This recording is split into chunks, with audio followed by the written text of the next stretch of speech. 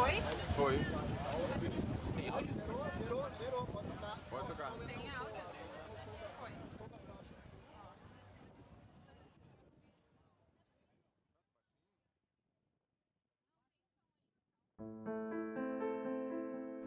Uma política desenvolvimentista que seja sustentável terá que começar na agricultura e na preservação das selvas remanescentes.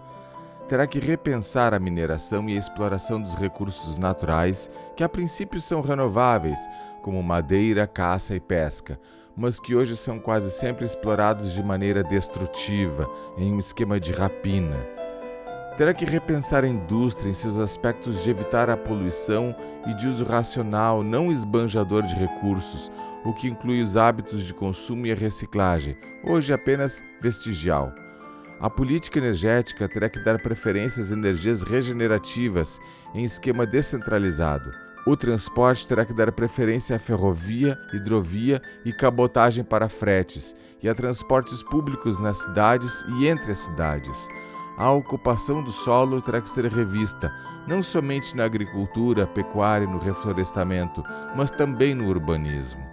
Nas cidades e nos subúrbios, teremos que achar maneiras de preservar os valores arquitetônicos e a fisionomia urbana, com o máximo de áreas verdes. E tudo isso pouco efeito terá, a longo prazo, se não for iniciada uma política demográfica eficaz. É claro, não pode ser compulsória, mas se não for efetiva, se não houver redução drástica na atual taxa de crescimento, próxima de 2% ao ano, como vamos arcar com uma população duplicada em 35 anos e quadruplicada em 70 anos, ainda quase na vida das crianças que nascem hoje? Lutzenberger deixou um emprego numa multinacional alemã que produz agrotóxicos e voltou ao Brasil em 1971 para iniciar o trabalho pela ecologia. Fundou a Associação Gaúcha de Proteção ao Ambiente Natural.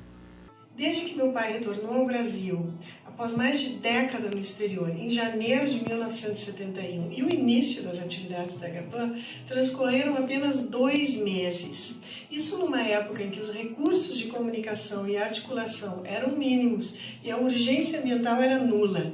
O mais importante, assim, mais encantador de tudo eram as reuniões de segundas-feiras de noite no edifício Ouvidor. Aquilo ali era uma efervescência, uma quantidade de gente jovem, curiosa, querendo saber o que estava acontecendo, o que podia fazer.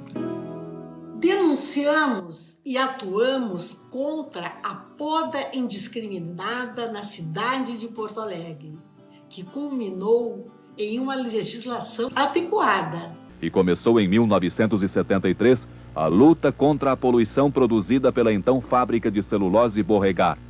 Lutamos para que no início da década de 70 o governo do estado fechasse pela primeira vez a Borregar, que pelo seu alto índice de poluição no ar e do Guaíba causava danos na saúde da população e no meio ambiente. E acabou conseguindo uma vitória muito maior.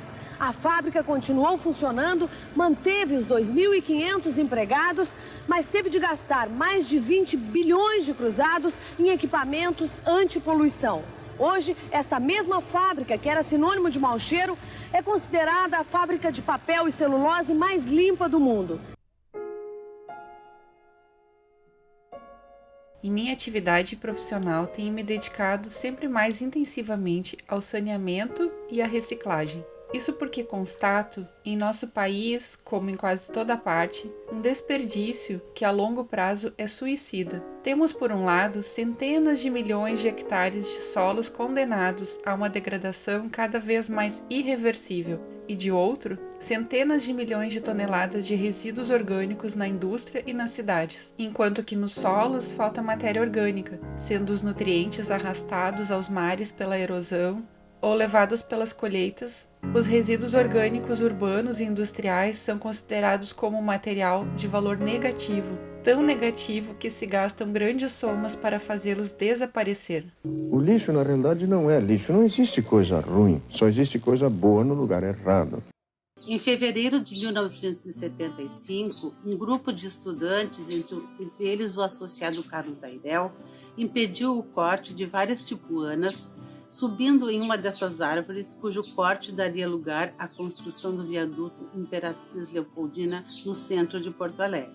Graças às atividades de Lutz, o movimento ecologista da Agapan ganhou rapidamente apoio da opinião pública e passou a alcançar importantes conquistas, como a criação do Parque Estadual Delta do Jacuí, e se forma a partir do encontro dos rios Jacuí, Caí, Sinos e Gravataí, cujas águas formam o Lago Guaíba.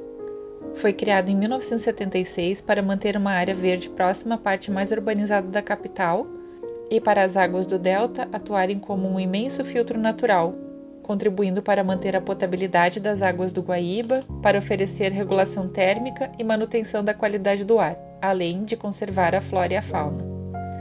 Imagina como seria nosso pôr do sol sem a criação do parque?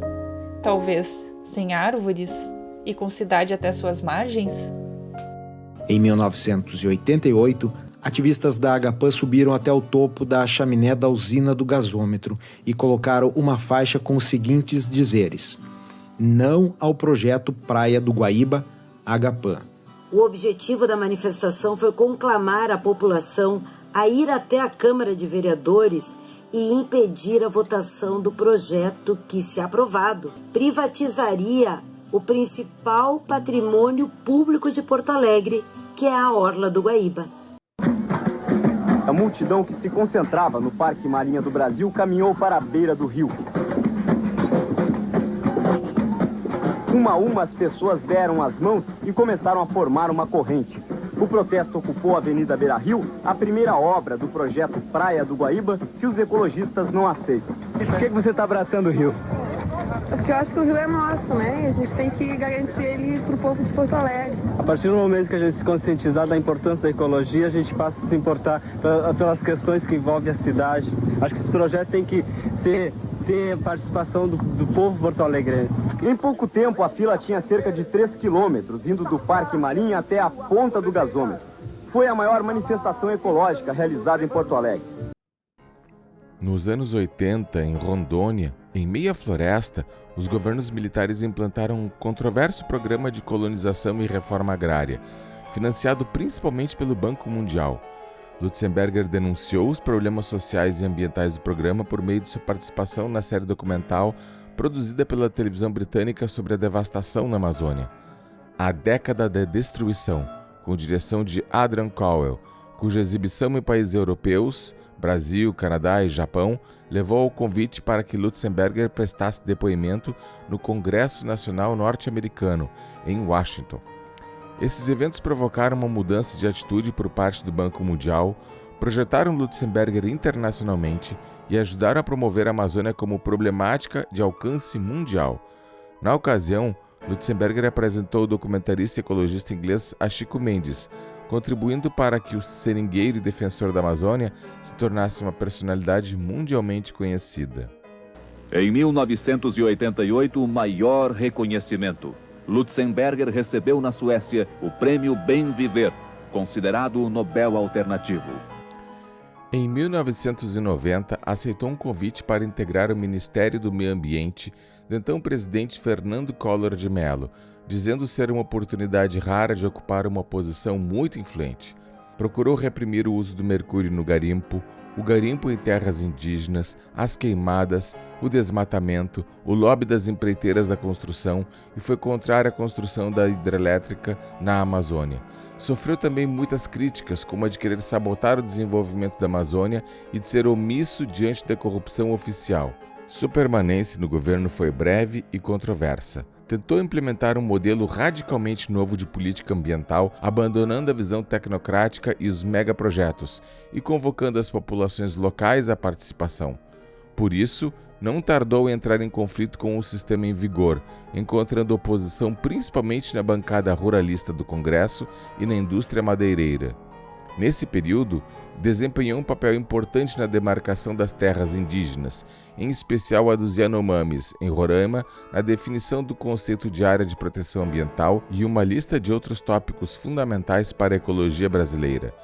Tinha profundo respeito pelos povos indígenas, reconhecendo sua conexão com a natureza e sabedoria.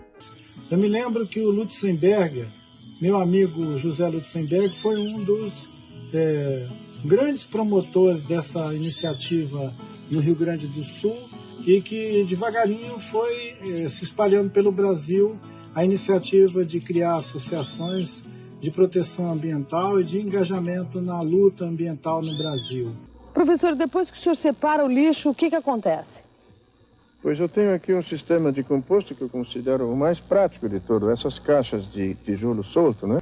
Além disso, nós estamos aqui resolvendo um problema para a prefeitura. Se pelo menos as casas, as pessoas que têm casa com jardim, fizessem compostagem no fundo do jardim, estaria já resolvido uns 30%, 40% do problema do lixo para as prefeituras. E quem vive em apartamento, professor, o que pode fazer? Pelo menos poderia entregar o lixo separado, os apartamentos todos juntos, entregar o lixo separado, material orgânico, por um lado, plásticos, papéis limpos, cacos de vidro, latas, por outro. Então, aquilo já não seria mais porcaria, seria mercadoria. Em 87, José Lutzenberger criou a Fundação Gaia, cuja sede rural em Rio Pardo, RS, leva o nome de Rincão Gaia, uma área de 30 hectares que fora uma antiga pedreira de basalto e que se tornou exemplo de recuperação de áreas degradadas. Bom, a agricultura regenerativa trabalha com a natureza, não contra ela. Hoje, a agricultura convencional, a agroquímica, obtém colheitas bastante boas, porém às custas da fertilidade futura. Isso são notas promissórias que nós entregamos a nossos filhos e que eles não terão condições de pagar. É verdade que a coisa é grave, mas nós temos esperança.